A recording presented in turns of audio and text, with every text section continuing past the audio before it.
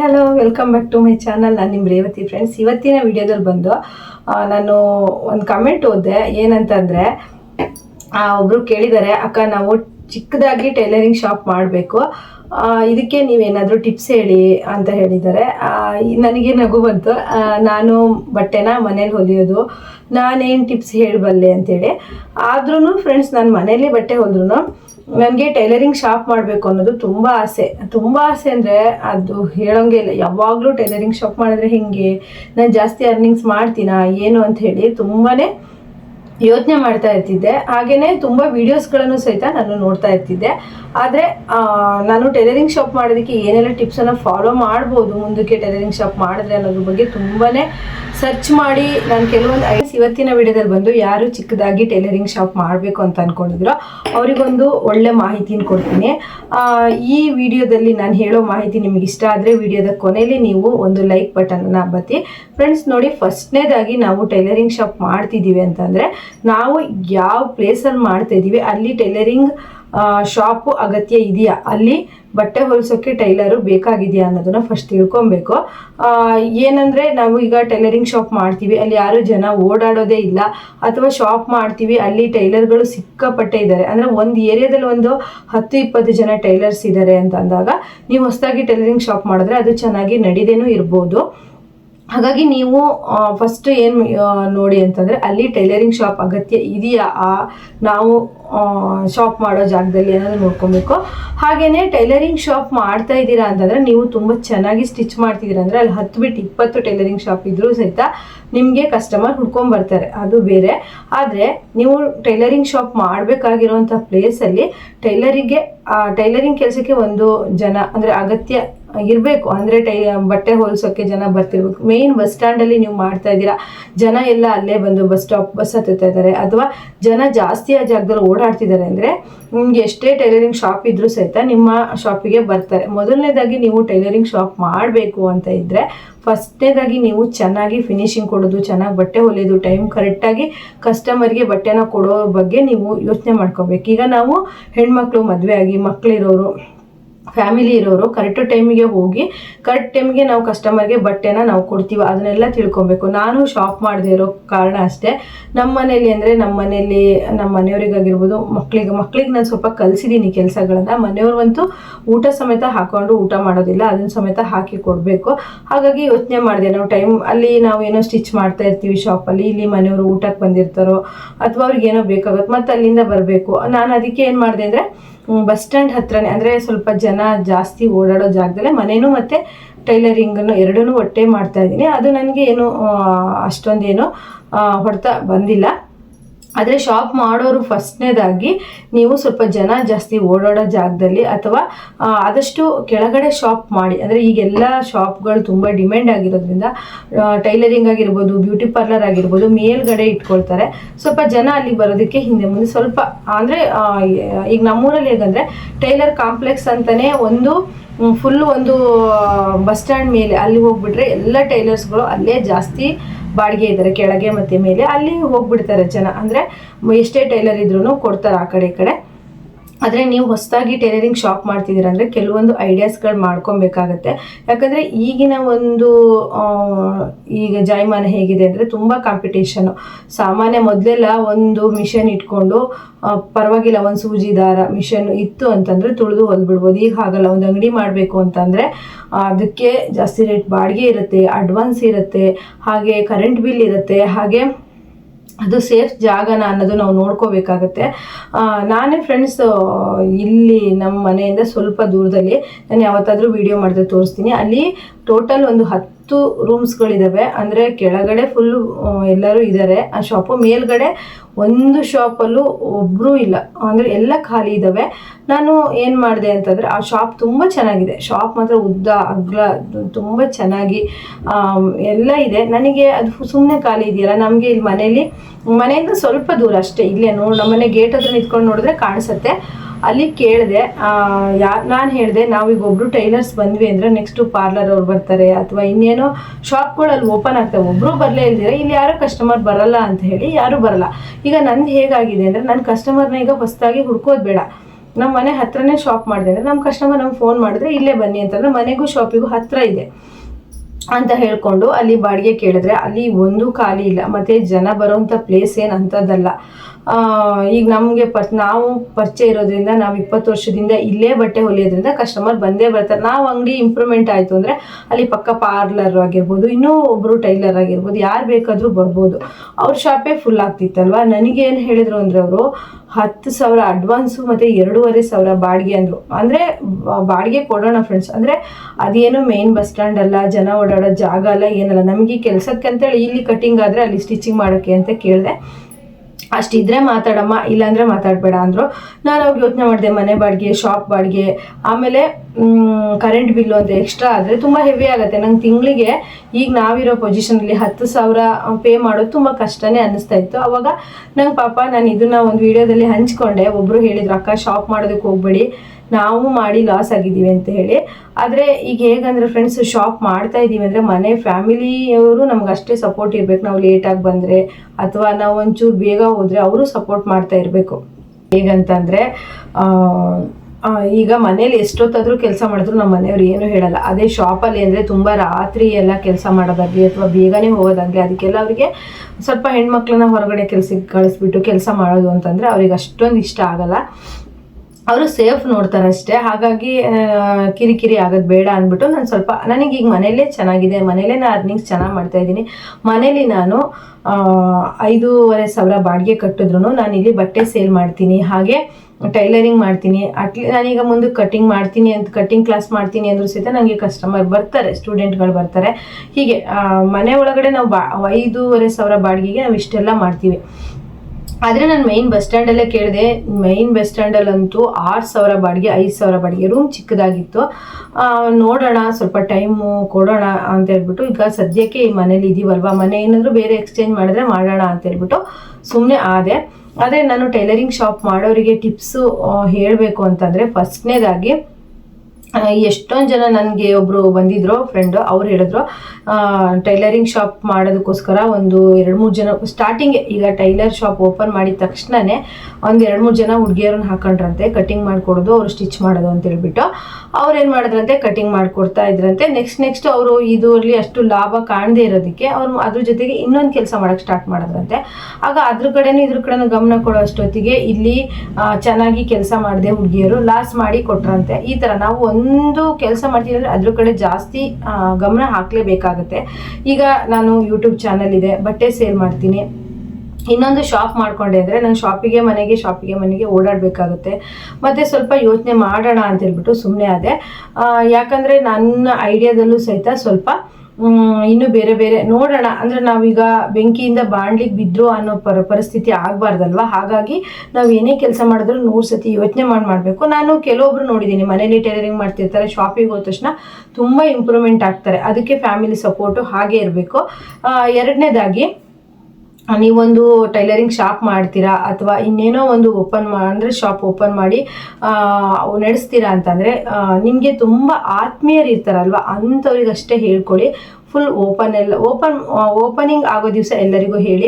ನೀವು ಯಾವುದೇ ಕೆಲಸ ಮಾಡ್ತಾ ಇದ್ದೀರಾ ಅಂದರೆ ಎಲ್ಲರಿಗೂ ಹೇಳಿಬಿಡೋದು, ಎಲ್ಲರ ಸಜೆಷನ್ ಕೇಳೋದನ್ನ ಮಾಡಬೇಡಿ. ನಿಮಗೆ ಯಾವ ಸರಿ ತಪ್ಪು ಅನ್ನೋದು ನಿಮ್ಗೆ ಸ್ವಲ್ಪ ಜ್ಞಾನ ಇದ್ದೇ ತುಂಬ ಕ್ಲೋಸು, ಈಗ ಹಸ್ಬೆಂಡಿಗೆ ಹೇಳಬೇಕು, ಅತ್ತೆ ಮಾವಂಗೆ ಹೇಳಬೇಕು, ಅಥವಾ ನಂದೊಂದು ಕ್ಲೋಸ್ ಫ್ರೆಂಡ್ ಅಂತ ಇರ್ತಾರೆ, ಅವ್ರಿಗೆ ಹೇಳಬೇಕು ಅಷ್ಟೇ ಹೇಳಿ. ಇಲ್ಲ ಅಂದರೆ ಎಲ್ಲರಿಗೂ ಹೇಳೋದು. ಆಮೇಲೆ ನಾವು ಶಾಪ್ ಮಾಡದೇ ಇದ್ದೆ ಅವ್ರು ನಗೋಡದೆ, ಇವ್ಳದ್ದು ಇಷ್ಟೇ ಬಿಡು ಅಂತೇಳಿ ಆ ಥರ ಮಾಡಬೇಡಿ. ಕೆಲವು ಸರಿ ನಾವೇನೋ ವಿಷಯನ ಎಲ್ಲರಿಗೂ ಹೇಳೋದ್ರಿಂದನೂ ಅದು ನಿಂತು ಹೋಗುವಂಥ ಸಾಧ್ಯತೆ ಇರುತ್ತೆ. ಹಾಗೆಯೇ ನೀವು ಶಾಪ್ ಓಪನ್ ಮಾಡಿದ್ರಿ ಅಂದರೆ ಎಲ್ಲ ಸೀಕ್ರೆಟನ್ನು ನಿಮ್ಮ ಅಕ್ಕಪಕ್ಕ ಅಂಗಡಿಯವರಿಗಾಗಲಿ, ನಿಮ್ಮ ಎಲ್ಲ ಫ್ರೆಂಡ್ಸು ಎಲ್ಲರಿಗೂ ಶೇರ್ ಹೋಗ್ಬಿಡಿ. ಸುಮ್ಮನೆ ಕೆಲಸ ಮಾಡಿ ಫ್ರೆಂಡ್ಸ್. ನಾನು ಅಷ್ಟೇ, ನಾನು ಯೂಟ್ಯೂಬ್ ಚಾನಲ್ ಮಾಡಿದೆ. ಯೂಟ್ಯೂಬ್ ಚಾನಲ್ ಅರ್ನಿಂಗ್ಸ್ ಬರೋವರೆಗೂ ನಾನು ಯಾರಿಗೂ ಅಷ್ಟಾಗಿ ನಾನು ಹೇಳಿ, ನಾನು ಒಬ್ಬೊಬ್ಬರು ಯೂಟ್ಯೂಬ್ ಚಾನಲ್ ಸ್ಟಾರ್ಟ್ ಮಾಡಿದ್ರು ಅಂದರೆ ಸಬ್ಸ್ಕ್ರೈಬರಿಗೋಸ್ಕರ ಅಷ್ಟ್ರಿಗೂ ಫ್ಯಾಮಿಲಿಗೆ ಹಾಕ್ತಾರೆ. ನಾನು ಸ್ಟೇಟಸ್ಸಿಗೂ ಹಾಕಿಲ್ಲ, ಎಲ್ಲಿದೆಯೋ ಏನೂ ಮಾಡಿಲ್ಲ. ನನಗೆ ನನ್ನ ವಿಡಿಯೋ ಇಷ್ಟಪಟ್ಟು ಯಾರು ಸಬ್ಸ್ಕ್ರೈಬರ್ ಬರ್ತಾರೋ ಅವರು ಅಷ್ಟೇ ನನಗೆ. ಆಮೇಲೆ ಬಟ್ಟೆ ಸೇಲ್ ಮಾಡೋಕ್ಕೆ ಹೊರಟೆ. ನನ್ನ ಬಟ್ಟೆ ಸೇಲು ಅಷ್ಟೇ. ಬಟ್ಟೆ ಸೇಲಿಂಗ್ ಎಲ್ಲ ಮಾರ್ಕೆಟಿಂಗ್ ಹೇಗಂದರೆ, ನಾವು ಸ್ಟೇಟಸ್ಸಿಗೆ, ಇನ್ಸ್ಟಾಗ್ರಾಮಿಗೆ, ಫೇಸ್ಬುಕ್ಕಿಗೆ ಹಾಕಲೇಬೇಕು, ಇಲ್ಲಾಂದರೆ ಬಟ್ಟೆ ಸೇಲ್ ಆಗೋದಿಲ್ಲ. ಆದರೆ ನನಗೆ ಆನ್ಲೈನ್ಗಿಂತ ಆಫ್ಲೈನ್ ಕಸ್ಟಮರು ತುಂಬ ವರ್ಷದಿಂದ ಇದ್ದರು. ಅವರೆಲ್ಲ ಬಂದು ಬಟ್ಟೆ ತೊಗೊಂಡ್ರು. ಸದ್ಯದ ಪರಿಸ್ಥಿತಿಗೆ ನಂಗೆ ಚೆನ್ನಾಗೇ ನಡೀತಾ ಇದೆ, ಪರವಾಗಿಲ್ಲ. ಆದರೆ ಈಗ ಹೇಗಂತ ಅಂದರೆ ಶಾಪ್ ಮಾಡ್ತೀವಿ ಅಂತ ಅಂದರೆ ನಮಗೆ ಕಾಂಪಿಟೇಷನ್ ತುಂಬ ಜನ ನಮ್ಮ ಅಕ್ಕಪಕ್ಕ ಇತ್ತು ಅಂದರೆ ತುಂಬ ಇರಿಟೇಟ್ ಆಗುತ್ತೆ. ಯಾಕಂದರೆ ನಾವೀಗೊಂದು ಟೈಲರಿಂಗ್ ಶಾಪ್ ಮಾಡ್ತೀವಿ, ಒಂದ್ಸಲಿ ಬಟ್ಟೆ ಕೊಡೋದು ಲೇಟ್ ಆಗುತ್ತೋ ಬೇಗ ಆಗುತ್ತೋ, ನಾವು ಒಂದು ಸ್ವಲ್ಪ ಏನೋ ತಪ್ಪು ಮಾಡಿರ್ತೀವೋ, ಆಗ ನಮಗೆ ಕಸ್ಟಮರ್ ಬಂದು ಏನೋ ಅಂದಾಗ ಮಾತಾಡಿದಾಗ ನಮ್ಮ ಪಕ್ಕನೇ ತುಂಬ ಟೈಲರ್ಸ್ ಇದ್ರು ಅಂದರೆ ಅದು ತುಂಬ ಇರಿಟೇಟ್ ಆಗುತ್ತೆ. ಮತ್ತೊಂದು ಈ ಕಾಲದಲ್ಲಿ ಚೂರು ಬೆಳೀತಿದ್ದಾರೆ ಅಂತಂದರೆ ಅವ್ರನ್ನ ಹೇಗೆ ಹಾಳು ಮಾಡೋದು ಅನ್ನೋದ್ರಲ್ಲೇ ಇರ್ತಾರೆ. ಅಂದರೆ ನಾವೀಗ ಬೆಳೀತಿದ್ದೀವಿ ಅಂದರೆ ನಮ್ಮ ಎಫರ್ಟಿಂದ, ಅಂದರೆ ನಾವು ರಾತ್ರಿಯಾಗಲೂ ಕೆಲಸ ಮಾಡಿ ಬೆಳೆದಿದ್ದೀವಿ ಅನ್ನೋದನ್ನು ಯಾರೂ ನೋಡಲ್ಲ. ಅಯ್ಯೋ ಏನಪ್ಪ ಇಷ್ಟು ಬೇಗ ಬೆಳೆದ್ಬಿಟ್ರು, ನಾವು ಇಷ್ಟು ವರ್ಷದಿಂದ ಈ ಟೈಲರಿಂಗ್ ಶಾಪ್ ಮಾಡ್ಕೊಂಡಿದ್ದೀವಿ, ನಾವು ಏನೂ ಮಾಡ್ಕೊಂಡಿಲ್ಲ, ಇವಳೇನು ಮೊನ್ನೆ ನಿನ್ನೆ ಮಾಡಿದವಳು ಕಸ್ಟಮರ್ ಏನು ಅವಳ ಹತ್ರ ಹೋಗ್ತಾರೆ. ಅಂದರೆ ನಾವು ಅಷ್ಟು ಸ್ಟ್ರಗಲ್ ಮಾಡಿರ್ತೀವಿ ಅನ್ನೋದು ಗೊತ್ತಿರೋದಿಲ್ಲ ಕೆಲವರಿಗೆ. ನಿಮಗೂ ತೊಂದರೆ ಮಾಡುವಂಥ ಸಾಧ್ಯತೆ 100ಕ್ಕೆ 50% ಇರುತ್ತೆ. ಯಾಕಂದರೆ ಈ ಕಾಲದಲ್ಲಿ ಯಾರೂ ನಂಬಂಗಿಲ್ಲ. ಈಗ ಇಂಪ್ರೂವ್ಮೆಂಟ್ ಆಗ್ತಿದ್ದಾರೆ ಅಂದರೆ ಅವರ ಒಂದು ಸ್ಟ್ರಗಲಿಂದ ಆಗ್ತಾರೆ ಅಂತ ಹೇಳಿ ಯಾರೂ ತಿಳ್ಕೊಳ್ಳಲ್ಲ. ಕಣ್ಣ ದೃಷ್ಟಿ ಆಗಿರ್ಬೋದು ಅಥವಾ ನಿಮಗೆ ಬೇರೆ ಇನ್ಯಾವ ಥರನೋ ಒಂದು ತೊಂದರೆ ಮಾಡೋದಾಗಲಿ ಮಾಡೇ ಮಾಡ್ತಾರೆ. ಅದು ಪ್ರತ್ಯಕ್ಷವಾಗಿ ನನಗೆ ನನ್ನ ಒಬ್ಬಳು ಸ್ಟೂಡೆಂಟಿಂದ ನನಗೆ ಗೊತ್ತಾಗಿದೆ. ಅಂದರೆ ಅವಳು ಒಟ್ಟಿಗೆ ಕಲ್ತ್ಲು, ಅಂದರೆ ಅವಳು ಟೈಲರಿಂಗ್ ಜೊತೆಗೆ ಇನ್ನೂ ಯಾವ್ಯಾವುದು ಅಂದರೆ ಟೈಲರಿಂಗ್ ಸಂಬಂಧಪಟ್ಟಿದ್ದೆ ಕಲ್ತ್ಲು. ಕಸ್ಟಮರ್ ಒಟ್ಟಿಗೆ ಒಂದು ಅಂಗಡಿಯಲ್ಲೇ ಸಿಗತ್ತೆ ಅಂದಾಗ ಜಾಸ್ತಿ ಜನ ಕಸ್ಟಮರ್ ಬರ್ತಾರೆ. ಈಗ ಸ್ಟಿಚಿಂಗು ಮಾಡ್ತಾರೆ, ಎಂಬ್ರಾಯ್ಡ್ರಿನೂ ಮಾಡ್ತಾರೆ, ಕುಚ್ಚು ಹಾಕ್ತಾರೆ, ಹ್ಯಾಂಡ್ ಎಂಬ್ರಾಯ್ಡ್ರಿನೂ ಮಾಡ್ತಾರೆ, ಮತ್ತು ಐರನ್ನು ಅಂದರೆ ಫೋಲ್ಡಿಂಗು ಮಾಡಿಕೊಡ್ತಾರೆ ಅಂದಾಗ ಕಸ್ಟಮರ್ ಒಂದೇ ಕಡೆ ಆಗುತ್ತೆ, ಬೇರೆ ಬೇರೆ ಕಡೆ ಹೋಗೋದು ಬೇಡ ಅಂತ ಕಸ್ಟಮರ್ ಜಾಸ್ತಿ ಬರ್ತಾರೆ.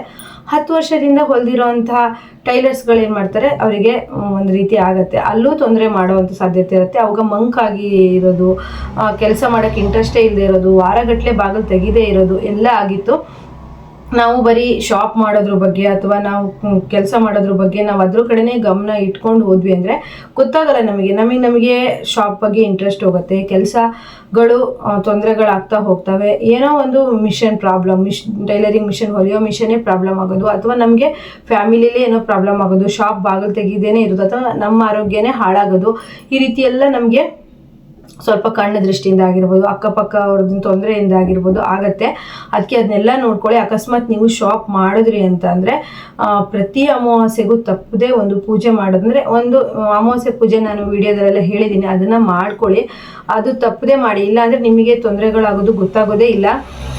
ಫಸ್ಟಿಗೆ ನೀವು ಎಷ್ಟು ಎನರ್ಜಿಯಿಂದ ಸ್ಟಾರ್ಟ್ ಮಾಡಿರ್ತೀರ ಟೈಲರಿಂಗ್ ಶಾಪು, ಒಂದು 6 ತಿಂಗಳು 3 ತಿಂಗಳಾದಾಗ ಅಷ್ಟೇ ಎನರ್ಜಿ ಕಡಿಮೆ ಆಗಿ ಶಾಪ್ ಬಾಗಿಲು ತೆಗಿಯೋಕ್ಕೆ ಲೇಟ್ ಆಗ್ಬೋದು, ಬಾಗಿಲು ತೆಗಿಯೋದು ಇಂಟ್ರೆಸ್ಟೇ ಇಲ್ದಂಗೆ ಆಗ್ಬೋದು. ಹಾಗೆಯೇ ಮತ್ತೆ ನೀವು ಶಾಪ್ ಮಾಡ್ತಿದ್ದೀರಾ ಅಂತ ಅಂದರೆ ಫಸ್ಟ್ನೇದಾಗಿ ನೀವು ಕಸ್ಟಮರಿಗೆ ಹೇಗಂದರೆ ಕರೆಕ್ಟ್ ಟೈಮಿಗೆ ಬಟ್ಟೆನ ಅವರಿಗೆ ಡೆಲಿವರಿ ಮಾಡಿ ಕೊಡಿ. ಮತ್ತು ಕಸ್ಟಮರ್ ಹತ್ರ ಚೆನ್ನಾಗಿ ನೀವು ಒಳ್ಳೆ ರೀತಿ ರೆಸ್ಪಾನ್ಸ್ ಇಟ್ಕೊಳ್ಳಿ. ಯಾಕಂದರೆ ಫಸ್ಟಿಗೆ ಶಾಪ್ ಮಾಡಿದಾಗೆ ಸ್ಟ್ರಿಕ್ಟಾಗಿ ಕಸ್ಟಮರ್ ಹತ್ರ ಇರೋದು, ಅಥವಾ ಇಷ್ಟೇ ದುಡ್ಡು ಇದು ಆಗೋದೇ ಇಲ್ಲ ಅಂತ ಹೇಳೋದು, ಆ ರೀತಿ ಮಾಡಬೇಡಿ. ಆದಷ್ಟು ನಿಮ್ಮ ಮಾತುಕತೆ ತುಂಬ ಚೆನ್ನಾಗಿರಬೇಕು ಕಸ್ಟಮರ್ ಹತ್ರ.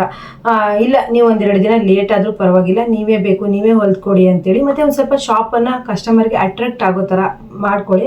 ಈಗಿನ ಒಂದು ಬಿಸ್ನೆಸ್ ಮೈಂಡ್ಸೆಟ್ ಐಡಿಯಾದಲ್ಲಿ ಏನಂದರೆ, ಕಸ್ಟಮರು ಸ್ವಲ್ಪ ಶಾಪನ್ನು ನೋಡ್ತಾರೆ, ಅಲ್ಲಿರೋ ಟೈಲರ್ಸು ಅವ್ರು ಹೇಗೆ ನಮಗೆ ರೆಸ್ಪಾನ್ಸ್ ಮಾಡ್ತಾರೆ ಅದ್ರ ಬಗ್ಗೆನೂ ನೋಡ್ತಾರೆ. ಮತ್ತು ಶಾಪ್ ಓಪನ್ ಮಾಡಬೇಕು ಅನ್ನೋರು ಏನು ಮಾಡಿ ಅಂದರೆ, ಬರೀ ನಾವು ಸ್ಟಿಚಿಂಗ್ ಅಷ್ಟೇ ಅಂತ ಹೇಳಿ ಶಾಪ್ ಓಪನ್ ಮಾಡಬೇಡಿ. ಆದಷ್ಟು ನಿಮಗೆ ಎಂಬ್ರಾಯ್ಡ್ರಿ ಮಾಡೋರಾಗಿರ್ಬೋದು, ಹ್ಯಾಂಡ್ ಎಂಬ್ರಾಯ್ಡ್ರಿ ಮಾಡೋರಾಗಿರ್ಬೋದು, ಕುಚ್ಚು ಹಾಕೋರು, ಇವ್ರಿಗೆಲ್ಲರದ್ದು ಸ್ವಲ್ಪ ಕಾಂಟ್ಯಾಕ್ಟ್ ಇಟ್ಕೊಂಡು ಒಂದೇ ಕಡೆ ನಾವು ಒಂದು ಸ್ಯಾರಿ ಬ್ಲೌಸ್ ನೀವು ಕೊಟ್ರಿ ಅಂತಂದರೆ ನಾವು ಸ್ಟಿಚಿಂಗು, ಎಂಬ್ರಾಯ್ಡ್ರಿ ಅಥವಾ ಕುಚ್ಚು ಎಲ್ಲದು ನಮ್ಮ ಕಡೆಯಲ್ಲೇ ಸಿಗುತ್ತೆ, ನಾವೇ ರೆಡಿ ಮಾಡಿ ನಿಮಗೆ ಕೊಟ್ಬಿಡ್ತೀವಿ ಅನ್ನೋ ಥರ ನೀವು ಶಾಪಲ್ಲಿ ರೆಡಿ ಮಾಡ್ಕೊಳ್ಳಿ. ಆದಷ್ಟು ನೀವು ಎಲ್ಲಿ ಶಾಪ್ ಮಾಡಬೇಕು ಅಂದರೆ ಪಾರ್ಲರ್ ಇರೋ ಕಡೆ, ಆಮೇಲೆ ಬಟ್ಟೆ ಅಂಗಡಿಗಳಿರೋ ಕಡೆ, ಆಮೇಲೆ ಸ್ವಲ್ಪ ಸಿಟಿ ಏರಿಯಾ ಕಡೆ ಶಾಪ್ ಮಾಡಿ. ನೀವು ಶಾಪಿಗೆ ಏನು ಒಂದು 5,000 ಬಾಡಿಗೆ ಕೊಡ್ತೀರಾ, ಅದು ನಿಮಗೆ ಬಂದ್ಬಿಡತ್ತೆ, ಬೇಗನೆ ಬಂದ್ಬಿಡತ್ತೆ ಆ ದುಡ್ಡು. ಆದರೆ ಮತ್ತೊಂದು ಶಾಪ್ ಮಾಡಬೇಕಾಗಿರೋದ್ರಲ್ಲಿ ಮುಖ್ಯವಾಗಿ ಅಂತಂದರೆ, ಇದು ನಿಮಗೆ ಫಸ್ಟ್ ಪಾಯಿಂಟ್ ಅಂತಲೇ ತಿಳ್ಕೊಬೋದು. ಯಾಕಂದರೆ ನಾನು ಲಾಸ್ಟಲ್ಲಿ ಹೇಳ್ತಾ ಇದ್ದೀನಿ, ಶಾಪ್ ಮಾಡ್ತಿದ್ದೀರಾ ಅಂತಂದರೆ ನೀವು ಶಾಪಲ್ಲಿ ತುಂಬ ಹೊತ್ತು ಟೈಮನ್ನು ಕೊಡಲೇಬೇಕಾಗತ್ತೆ. ಈಗ ನಾವು ಒಂದು ದಿವಸ ಶಾಪ್ ಓಪನ್ ಮಾಡಿದೆ, 4 ದಿವಸ ಬಾಗ್ಲಾಕಿ ಇನ್ನೆಲ್ಲೋ ಹೋದೆ ಅಂತಂದರೆ ನಿಜವಾಗ್ಲೂ ಕಸ್ಟಮರ್ ನೀವು ಮನೇಲಿ ಬಟ್ಟೆ ಸ್ಟಿಚ್ ಮಾಡ್ತಾಯಿದ್ರಿ, ಆರಾಮಾಗಿ ಮಾಡ್ತಾಯಿದ್ರಿ, ಶಾಪ್ ಬಂದಮೇಲೆ ಕಸ್ಟಮರ್ ಅಷ್ಟೇ ಡಲ್ ಆಗೋ ಸಾಧ್ಯತೆ ಇರುತ್ತೆ. ಈಗ ನೋಡಿ ಫ್ರೆಂಡ್ಸ್, ನಾವು ಮನೇಲಿ ಟೈಲರಿಂಗ್ ಮಾಡ್ತೀನಲ್ವ, ನಾನು ಎಷ್ಟೊತ್ತಿಗೆ ಬರಲಿ ಕಸ್ಟಮರ್ ಆದರೆ 10 ಗಂಟೆ ಬಂದರೂ ಬಟ್ಟೆನ ಇಸ್ಕೊಳ್ತೀನಿ, ಅವಾಗ ಕಸ್ಟಮರ್ ಹೋಗಲ್ಲ. ಅದೇ ನೀವು ಶಾಪ್ ಮಾಡಿದ್ರಿ ಅಂತ ಅಂದ್ಕೊಳ್ಳಿ, ನಿಮ್ಮ ಅಕ್ಕಪಕ್ಕ ಟೈಲರ್ಸ್ ಅಂಗಡಿಗಳೇ ಇದ್ದಾವೆ ಅಂದ್ಕೊಳ್ಳಿ, ನಿಮ್ಮ ಕಸ್ಟಮರ್ ಇಷ್ಟು ದಿವಸ ಮನೆಗೆ ಬರ್ತಾಯಿದ್ರು, ಅವರು ಪೇಟೆಗೆ ಯಾವುದೇ ಕಾರಣಕ್ಕೂ ಹೋಗ್ತಿರ್ಲಿಲ್ಲ, ನಿಮ್ಮನೆ ಮನೆಗೆ ಬಂದು ಬಟ್ಟೆ ಕೊಡ್ತಾ ಇದ್ರು. ನೀವು ಶಾಪ್ ಮಾಡಿದ್ದೀರಾ ಅಂತ ನಿಮ್ಮ ಶಾಪಿಗೆ ಅಂತಾನೆ ಬರ್ತಾರೆ. ಅವ್ರು ಬಂದು ಬಟ್ಟೆ ಕೊಡೋ ಟೈಮಲ್ಲಿ ನೀವು ಇಲ್ಲ ಅಂತ ಅಂದರೆ ಅಕ್ಕಪಕ್ಕದ ಬಂದ್ಬಿಟ್ಟಿದ್ದೀವಿ ಮತ್ತೊಂದ್ಸತಿ ಬರೋದಕ್ಕಾಗಲ್ಲಪ್ಪ ಅಂತ ಹೇಳ್ಬಿಟ್ಟು ಪಕ್ಕದ ಅಂಗಡಿಯವ್ರಿಗೆ ಕೊಟ್ಟೋಗ್ತಾರೆ. ನೀವೇನೇ ಪಕ್ಕದ ಅಂಗಡಿಯವರಿಗೆ ಬಟ್ಟೆನ ಕೊಡಿಸೋ ರೀತಿ ಆಗಿಬಿಡತ್ತೆ. ಅದರಿಂದ ನೀವು ಏನು ಮಾಡಿ ಅಂದರೆ ಒಂದು ಟೈಮಿಂಗ್ಸ್ ಇಟ್ಕೊಳ್ಳಿ. ಬೆಳಗ್ಗೆ 10ರಿಂದ ಸಂಜೆ 8ರವರೆಗೂ ಅಂತ. ಅಂದರೆ ಟೈಲರಿಂಗ್ ಕೆಲಸದಲ್ಲಿ ನಾವು ಟೈಮ್ ಜಾಸ್ತಿ ಟೈಲರಿಂಗಿಗೆ ಕೊಡಬೇಕಾಗತ್ತೆ. ನಾವೀಗ ಬೆಳಗ್ಗೆ 10ಕ್ಕೆ ಹೋಗಿ ಸಂಜೆ 5ಕ್ಕೆ ಬಾಗ್ಲಾಕಿ ಬರೋವಂಥ ಟೈಲರ್ಸ್ ಯಾರೂ ಇಲ್ಲ ಅಂದ್ಕೊಳ್ತೀನಿ. ಆ ಥರ ಇದ್ದವ್ರಿಗೆ ಕಸ್ಟಮರ್ ಹೊಡೆತ ಜಾಸ್ತಿ ಆಗುತ್ತೆ. ಕೆಲವ್ರು ಹೇಗಿರ್ತಾರೆ, ಮಧ್ಯಾಹ್ನ ಬಿಸಿಲಿಗೆಲ್ಲ ಬರೋದಿಲ್ಲ, ಒಂದು ಸ್ವಲ್ಪ ಸಂಜೆ ಟೈಮಿಗೆ ಈ ಪಾರ್ಲರು ಮತ್ತು ಈ ಟೈಲರ್ ಬಟ್ಟೆ ಕೊಡೋದಕ್ಕೆ ಈ ಥರದೆಲ್ಲ ಸಂಜೆ ಸ್ವಲ್ಪ ತಂಪು ಹೊತ್ತಿಗೆ ಬರ್ತಾ ಇರ್ತಾರೆ. ಮತ್ತು ಶಾಪ್ ಎದುರುಗಡೆ ನಿಮ್ಮ ನಂಬರ್ ಬರೀರಿ, ಮತ್ತು ಇನ್ಸ್ಟಾದಲ್ಲಿ ಹಾಕಿ, ಮತ್ತು ಸ್ಟೇಟಸಲ್ಲಿ ಹಾಕಿ, ಅಥವಾ ನೀವು ರಜಾ ಮಾಡೋ ದಿವಸ ನಿಮಗೆ ಕಾಂಟ್ಯಾಕ್ಟ್ ಇರೋರು ಎಲ್ಲರಿಗೂ ಗೊತ್ತಾಗಬೇಕು ಅಂದರೆ ಸ್ಟೇಟಸ್ಗಳಲ್ಲಿ ಹಾಕಿ ನಾನು ಇವತ್ತು ಅಂಗಡಿಗೆ ಬಂದಿಲ್ಲ ಅಂತೇಳಿ. ಮತ್ತು ತುಂಬ ಜಾಸ್ತಿ ಹೇಗಿರುತ್ತೆ ಅಂದರೆ ಫ್ಯಾಮಿಲಿ ದೊಡ್ಡದಿರುತ್ತೆ, ಫಂಕ್ಷನ್ಗಳು ತುಂಬ ಬರ್ತಾ ಇರುತ್ತೆ, ಅಥವಾ ಈ ಬೇಸಿಗೆ ರಜದಲ್ಲೆಲ್ಲ ಈ ಏಪ್ರಿಲು ಮೇ ಅಲ್ಲೆಲ್ಲ ಫಂಕ್ಷನ್ಗಳು ಅಟೆಂಡ್ ಮಾಡಬೇಕಾಗುತ್ತೆ, ಊರಿಗೆ ಹೋಗ್ಬೇಕಾಗಿರುತ್ತೆ. ಈ ಟೈಲರ್ಗಳಿಗೆ ಅಂದರೆ ನಾವು ಊರಿಗೆ ಹೋಗೋದು ಅದನ್ನೆಲ್ಲ ತ್ಯಾಗ ಮಾಡಲೇಬೇಕಾಗುತ್ತೆ ಫ್ರೆಂಡ್ಸ್. ಅಂದರೆ ನಾವು ಕೆಲವೊಂದು, ನಾನಂತೂ ಇವಾಗ ತುಂಬ ಹತ್ತಿರ ರಿಲೇಷನ್ ಅವ್ರ ಫಂಕ್ಷನಿಗೆ ಮಾತ್ರ ಹೋಗ್ತೀನಿ, ಬಿಟ್ಟರೆ ಸದ್ಯ ನಮ್ಮೂರಲ್ಲೆಲ್ಲ ಕರೆದಿರೋ ಫಂಕ್ಷನ್ಗಳಿಗೆ ಎಲ್ಲದಕ್ಕೂ ಹೋಗೋಕೆ ಆಗೋದೇ ಇಲ್ಲ. ಯಾಕಂದರೆ ನಮಗೆ ಇಂಪಾರ್ಟೆಂಟಾಗಿ ಕಸ್ಟಮರ್ ಆಗಿರ್ತಾರೆ. ನಾವು ಒಂದು ಹಂತದಲ್ಲಿ ನಾವು ಬೆಳಿಬೇಕು ಅಂತಂದರೆ ನಮಗೆ ಕಸ್ಟಮರ್ ಬಟ್ಟೆನ ಟೈಮ್ ಕರೆಕ್ಟಾಗಿ ಕೊಡೋದಾಗಿರುತ್ತೆ. ಅದರಿಂದ ನಾನು ಸ್ವಲ್ಪ ಎಲ್ಲ ತ್ಯಾಗ ಮಾಡಿದ್ದೀನಿ. ಒಂದು ಪಡ್ಕೊಬೇಕು ಅಂದರೆ ಒಂದು ತ್ಯಾಗ ಮಾಡಲೇಬೇಕು. ಹಾಗಾಗಿ ನಾನು ಏನು ಮಾಡ್ತೀನಿ ಅಂದರೆ ಫಸ್ಟು ಕಸ್ಟಮರ್ ಬಟ್ಟೆಗೆ ಇಂಪಾರ್ಟೆಂಟ್ ಕೊಡ್ತೀನಿ. ತುಂಬ ಫ್ಯಾಮಿಲಿ ಫಂಕ್ಷನ್ ಇದ್ದಾಗ ಅದನ್ನು ನಾನು ಒಂದು ಸ್ವಲ್ಪ ದಿವಸನೇ ಮುಂಚೆಯಿಂದನೇ ಐಡಿಯಾ ಮಾಡಿ ಸ್ಟಿಚ್ ಮಾಡಿಕೊಂಡು ಫ್ಯಾಮಿಲಿ ಫಂಕ್ಷನ್ಗೆ ಅಟೆಂಡ್ ಮಾಡ್ತೀನಿ. ಈ ದಿಢೀರಂತೆ ಇವತ್ತು ಸಂಜೆ ಬಂದು ಕರೀತಾರೆ, ನಾಳೆನೇ ಒಂದು ಫಂಕ್ಷನ್ಗೆ ಹೋಗಬೇಕು ಅಂದರೆ ಸ್ವಲ್ಪ ನನ್ನ ಕಷ್ಟ, ಅಂಥ ಫಂಕ್ಷನ್ಗಳಿಗೆ ಹೋಗೋದಿಲ್ಲ. ಮತ್ತು ಶಾಪ್ ಮಾಡ್ತೀರಾ ಅಂತಂದರೆ ನೀವು ಸ್ಟಾರ್ಟ್ ಮಾಡಿ 2 ವರ್ಷ ಫುಲ್ಲು ಶಾಪ್ ಕಡೆ ನೀವು ಗಮನ ಕೊಡಲೇಬೇಕು. ಶಾಪ್ ಮಾಡಿದ್ರಿ, 2 ದಿವಸ ಹೊಲಿದ್ರಿ, 4 ದಿವಸ ರಜೆ ಮಾಡಿದ್ರಿ, ಅಥವಾ ಬರಲಿಲ್ಲ, ಹೋಗಿಲ್ಲ, ಮತ್ತು ಅಥವಾ ನೀವು ಟೈಲರ್ಸ್ಗಳನ್ನ ಇಟ್ಕೊಂಡಿದ್ರಿ, ಕಟಿಂಗ್ ಅವ್ರನ್ನ ಇಟ್ಕೊಂಡಿದ್ದೀರಿ, ಅವ್ರಿಗೆಲ್ಲ ನೀವು ಸಂಬಳ ಕೊಡ್ತಾ ಇದ್ದೀರಾ ಅಂತ ಅಂದರೆ ನೀವು ಅಂಗಡಿಯಲ್ಲಿ ಇರಬೇಕು. ನೀವು ಅಂಗಡಿಯಲ್ಲಿ ಇರದೆ ಅವರಿಗೆಲ್ಲ ಸಂಬಳ ಕೊಡ್ತೀರಾ ಅಂತಂದರೆ ಲಾಸ್ ಆಗುತ್ತೆ. ನೀವು ಏನೇ ಕಟ್ಟಿಂಗ್ ಮಾಡ್ದಿರೋ ಪರವಾಗಿಲ್ಲ, ಸ್ಟಿಚಿಂಗ್ ಮಾಡ್ದಿರೋ ಪರವಾಗಿಲ್ಲ, ನೀವೊಂದು ಶಾಪ್ ನಡೆಸ್ತಾ ಇದ್ದೀರಾ, ಅವ್ರನ್ನೆಲ್ಲ ಕೆಲಸಕ್ಕೆ ತಗೊಂಡು ಶಾಪ್ ನಡೆಸ್ತಾ ಇದ್ದೀರಾ ಅಂತಂದರೆ ನೀವು ಅವ್ರ ಕಡೆ ಗಮನ ಕೊಡಲೇಬೇಕಾಗತ್ತೆ.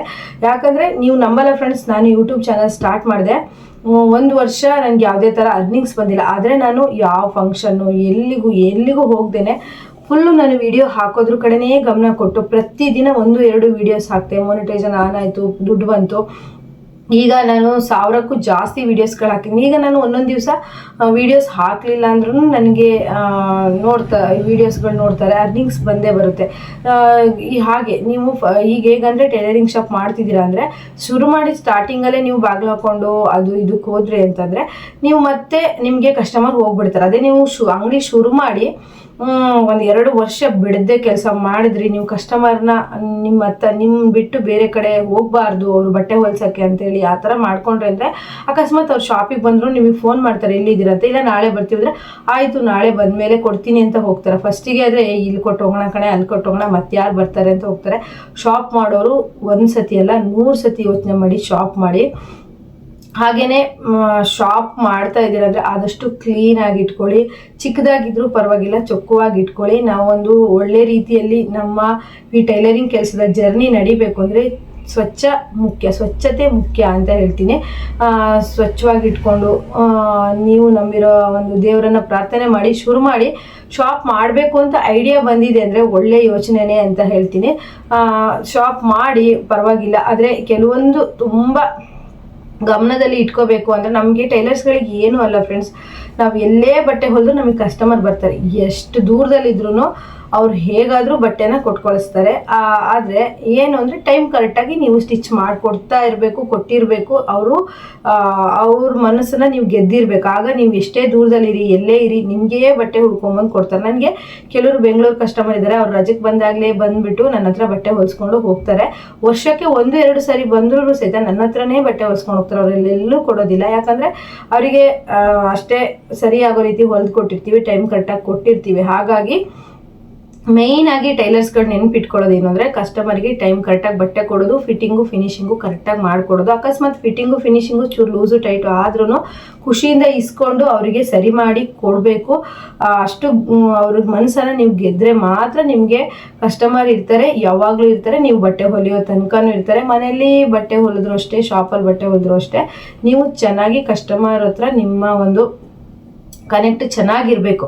ಆಗ ಮಾತ್ರ ಅವರು ಮತ್ತೊಬ್ಬರಿಗೆ ಹೇಳಿ ನಿಮಗೆ ಬೇಡ ಅನ್ನೋ ಅಷ್ಟು ಬಟ್ಟೆ ಬಂದುಬೀಳೋದಂತೂ ಗ್ಯಾರಂಟಿ. ಮನೇಲಿ ಹೊಲಿಯೋರಿಗೆ ಅಷ್ಟೆಲ್ಲ ಬಟ್ಟೆ ಬರುತ್ತೆ, ಇನ್ನು ಶಾಪಲ್ಲಿ ಹೊಲಿಯೋರಿಗೆ ಯಾಕೆ ಬಟ್ಟೆ ಬರಲ್ಲ. ಮತ್ತೊಂದು ಇಂಪಾರ್ಟೆಂಟ್ ಟಿಪ್ಸು ಅಂತಂದರೆ, ಶಾಪಲ್ಲಿ ಬಟ್ಟೆ ಹೊಲಿಯೋರು ಫಿಟ್ಟಿಂಗಿಗೆ ಬಂದರೆ ಅಥವಾ ಒಂದು ಸ್ಟಿಚ್ ಹಾಕೊಡೋದಕ್ಕೆಲ್ಲ ಬಂದರೆ ನೀವು ನಿಜವಾಗ್ಲೂ ಆ ಬಟ್ಟೆನ ಬಿಡಬೇಡಿ. ಯಾಕಂದರೆ ನನಗೆ ಗೊತ್ತಿರೋರೇ ಒಬ್ಬರು ಒಂದ್ಸತಿ ಹೇಳಿದರು, ಪೇಟೆಯಲ್ಲಿ ಒಂದು ಶಾಪ್ ಇದೆ, ನಾನು ಬರೀ ಫಿಟ್ಟಿಂಗಿನ ದುಡ್ಡನ್ನೇ ಒಂದು ಡಬ್ಬಿಗೆ ಹಾಕ್ತಾ ಬಂದು ಅದನ್ನೇ ನಾನು ತಿಂಗಳ ಬಾಡಿಗೆ ಕಟ್ತೀನಿ. 2,000 ಬಾಡಿಗೆ ಇತ್ತು ಅವ್ರ ಅಂಗಡಿಗೆ.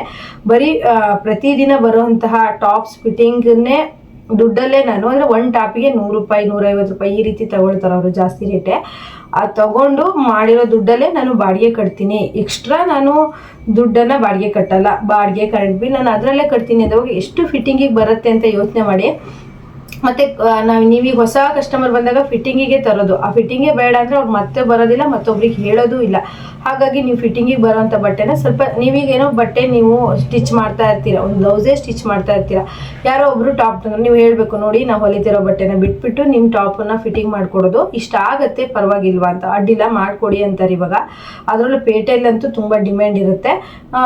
ನೀವು ಮಾಡಿಕೊಟ್ಬಿಟ್ಟು ಆ ದುಡ್ಡನ್ನೇ ಒಂದು ಡಬ್ಬಿಗೆ ಹಾಕ್ತಾ ಬಂದು ಬಾಡಿಗೆ ಥರ ಕೊಟ್ಕೋಬೋದು. ಹಾಗೆ ಮತ್ತು ಪ್ರತಿದಿನ ಬರೋವಂಥ ದುಡ್ಡನ್ನು ನೀವು ಎಷ್ಟು ಲೈನಿಂಗಿಗೆ, ದಾರಕ್ಕೆ, ಏನಕ್ಕೆ ನೀವು ಟೈಲರಿಂಗ್ ಐಟಮ್ಗೆ ಖರ್ಚು ಮಾಡಿದ್ರಿ ಅಂತ ಬರೀತಾ ಬನ್ನಿ. ಎಷ್ಟು ದುಡ್ಡು ನಿಮಗೆ ಉಳಿತಾ ಬಂತು. ನೀವು ಅಂಗಡಿ ಮಾಡಿ ಸ್ಟಾರ್ಟಿಂಗ್ 1 ತಿಂಗಳು ಈ ಥರ ಮಾಡಿ. ಯಾಕಂದರೆ ನಾವು ಅಂಗಡಿ ಮಾಡೋದ್ರಿಂದ ಲಾಭ ಆಗಿದೆಯೋ ಲಾಸ್ ಆಗಿದೆಯೋ ಅಂತ ಅದರಲ್ಲೇ ಗೊತ್ತಾಗುತ್ತೆ. ಆಮೇಲೆ ನೀವು ತುಂಬ ಬ್ಯುಸಿ ಇದ್ದೀರಾ ಅಂದರೆ ಬೇಕಾದರೆ ಒಂದು ಸ್ವಲ್ಪ ನೋಡಿ ಮಾಡಿ 2-3 ದಿವಸಕ್ಕೋಸ್ಕರ ಲೆಕ್ಕ ಬರೀದಿದ್ರೆ ನಾ ಶಾಪ್ ಮಾಡಿದ್ರಿಂದ ಇಂಪ್ರೂವ್ಮೆಂಟ್ ಆಗಿದ್ದೀನಾ ಇಲ್ವಾ ಅನ್ನೋದು ಮಾತ್ರ ಗೊತ್ತಾಗೋದಿಲ್ಲ. ಪ್ರತಿದಿನ ನೀವು ಒಂದು ಸ್ವಲ್ಪ 5 ನಿಮಿಷ ಟೈಮ್ ಕೊಟ್ಟರೆ, ಇವತ್ತು ನಾನು ಇಷ್ಟು ಲೈನಿಂಗ್ ತಂದೆ, ಇಷ್ಟು ದಾರ ತಂದೆ, ಇಷ್ಟು ನಾನು ಖರ್ಚು ಮಾಡಿದೆ, ಇಷ್ಟು ದುಡ್ಡು ಬಂತು ನನಗೆ ಅಂತ ಹೇಳ್ಬಿಟ್ಟು ಗೊತ್ತಾಯಿತು ಅಂತಂದರೆ ನಿಮಗೊಂದು ಐಡಿಯಾ ಬರ್ತು. ನಾನು ಶಾಪ್ ಮಾಡೋದ್ರಿಂದ ನನಗೆ ಇಂಪ್ರೂವ್ಮೆಂಟ್ ಆಗಿದ್ದೀನಿ, ಮನೇಲಿ ಹೊಲಿಯೋದಕ್ಕಿಂತ ಜಾಸ್ತಿ ಅರ್ನಿಂಗ್ಸ್ ಮಾಡ್ತಿದ್ದೀನಿ ಅಂತ ಗೊತ್ತಾಗ್ತಾ ಹೋಗುತ್ತೆ. ಫಸ್ಟು ಶಾಪ್ ಮಾಡ್ತಿದ್ದೀರಾ ಅಂದರೆ ನೀವು ಫಸ್ಟು ದಿವಸ ನೀವು ಶಾಪ್ ಪೂಜೆ ಮಾಡುವಾಗ ಒಂದು ಬುಕ್ಕು, ಒಂದು ಲಾಂಗ್ ಎಕ್ಸೈಸ್ ತಂದುಬಿಟ್ಟು ಡಿವೈಡ್ ಆಗಿ ಬರ್ಕೊಳ್ಳಿ. ಅಥವಾ ನೀವು ಶಾಪ್ ಮಾಡ್ತಿರೋದು ಅಲ್ಲೇ ಸಹಿತ ಸ್ಯಾರಿಗಳನ್ನ ಸೇಲ್ ಮಾಡ್ಬೋದು, ಟಾಪ್ಗಳನ್ನು ಸೇಲ್ ಮಾಡ್ಬೋದು, ನೈಟೀಸು ಈ ಥರ ಸೇಲ್ ಮಾಡ್ಕೊಂಬಂದು ಅದು ನಿಮ್ಮ ಒಂದು ಐಡಿಯಾದಲ್ಲಿ ಇರುತ್ತೆ. ಈ ರೀತಿ ಮಾಡ್ಕೊಳ್ಳಿ. ಮತ್ತು ಬರ್ದಿಡೋದು ಮಾತ್ರ ಯಾವತ್ತೂ ತಪ್ಪಿಸ್ಬೇಡಿ. ಟೈಮಿಂಗ್ಸ್ ಅನ್ನೋದು ತುಂಬ ಮುಖ್ಯವಾಗಿರುತ್ತೆ. ಟೈಲರ್ಗಳಿಗೆ ದುಡ್ಡಿಗಿಂತ ಇಂಪಾರ್ಟೆಂಟು ಟೈಮ್ ಆಗಿರುತ್ತೆ. ಟೈಮಿಗೆ ಯಾವತ್ತು ನೀವು ಬೆಲೆ ಕೊಡ್ತಿರೋ ದುಡ್ಡು ತಾನಾಗೇ ಬರ್ತಾರೆ. ಕಸ್ಟಮರ್ಗೆ ಯಾವಾಗ ನೀವು ಬೆಲೆ ಕೊಡ್ತಿರೋ ತಾನಾಗೆ ಲಕ್ಷ್ಮಿ ಬರ್ತಾಳೆ. ಹಾಗಾಗಿ ಕಸ್ಟಮರ್ ಅನ್ನ ಚೆನ್ನಾಗಿ ನೀವು ಅವ್ರ ಬಗ್ಗೆ ಗಮನ ಕೊಟ್ಟು ಅವ್ರ ಬಟ್ಟೆನ ಹೊಲಿದು ಕೊಡಿ ಬೇಗ. ಮತ್ತೆ ನೀವು ಸ್ವಲ್ಪ ಮಿಸ್ಟೇಕ್ ಮಾಡಿದ್ರು ನಿಮ್ಮನ್ನೇ ಹುಡ್ಕೊಂಡು ಬರ್ತಾರೆ ಅಂತ ಹೇಳ್ತಾ ಫ್ರೆಂಡ್ಸ್, ಇವತ್ತಿನ ವಿಡಿಯೋದಲ್ಲಿ ನಿಮಗೆ ಟೈಲರಿಂಗ್ ಶಾಪ್ ಮಾಡೋದಕ್ಕೆ ಏನೆಲ್ಲ ಟಿಪ್ಸ್ ಬೇಕು ಅಂತ ಹೇಳ್ಬಿಟ್ಟು ಹೇಳಿದ್ದೀನಿ. ಈ ವಿಡಿಯೋ ಇಷ್ಟ ಆದರೆ ಲೈಕ್ ಮಾಡಿ, ಹಾಗೆ ಕಮೆಂಟ್ ಮಾಡಿ ನಾನು ಟೈಲರಿಂಗ್ ಶಾಪ್ ಮಾಡಬೇಕಾ ಬೇಡವಾ ಅಂತ. ನಾನು ಟೈಲರಿಂಗ್ ಶಾಪ್ ಮಾಡೋದು ಯಾಕೆ ನಿಲ್ಲಿಸ್ತೆ ಅಂದರೆ ನನಗೆ ಯೂಟ್ಯೂಬ್ ವಿಡಿಯೋ ಅಂದರೆ ತುಂಬ ಇಷ್ಟ ಫ್ರೆಂಡ್ಸ್. ಯೂಟ್ಯೂಬಲ್ಲಿ ನನಗೆ ಪ್ರತಿದಿನ ಎಷ್ಟು ವಿಡಿಯೋ ಹಾಕಿದ್ರು ಬೇಜಾರು ಅನಿಸಲ್ಲ. ನಾನು ಯಾವುದೇ ಫಂಕ್ಷನ್ ಹೋಗಲಿ ಏನೇ ಹೋಗಲಿ ವಿಡಿಯೋ ಮಾಡ್ತಿದ್ರೆ ನಂಗೆ ಬೇಜಾರೇ ಆಗಲ್ಲ. ಹಾಗಾಗಿ ನಾನು ಯೂಟ್ಯೂಬ್ ವಿಡಿಯೋಕ್ಕೆ ಜಾಸ್ತಿ ಅಂದರೆ ಟೈಮ್ ಕೊಡಬೇಕು.